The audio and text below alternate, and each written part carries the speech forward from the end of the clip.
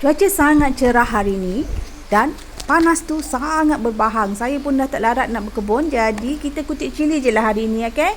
Cili saya ni memang setiap hari akan ada masak yang baru. Jadi saya kena kutip dia. Kalau tak dia busuk dekat pokok. Baik saya simpan dalam peti, dia lebih tahan. Dan saya nak kutip beberapa biji tomato cherry saya ni. Tengok comel-comel je kan. Tomato cherry biasalah, memang dia saiz comel-comel je. Cili-cili saya ni, dia banyak buah, sentiasa ada buah macam ni, menggunakan baja daripada Agrofarm Gardening. Baja khas cili tu, yang saya cakap hari tu, kalau tak percaya boleh try. Sekarang harga dia masih RM5.80 satu pack. Kalau tak percaya, pergilah beli satu dan cuba. Baja tu, dia akan menyuburkan pokok-pokok cili. Tengok, daun cili saya ni hijau pekat, berbuah lebat, berbunga lebat dan sentiasa ada buah yang kita boleh tuai. Dia boleh digunakan untuk cili besar, cili kecil, cili padi, segala jenis cili yang guna je lah baja tu. Sebab dia adalah formulasi khas untuk cili.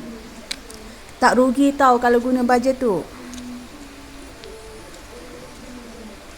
Hasil daripada baja tu lah saya sentiasa tuai cili banyak macam ni. Ini pokok cili yang baru je belajar berbuah pun dah banyak buah dia yang masak. Saya kena kutip juga.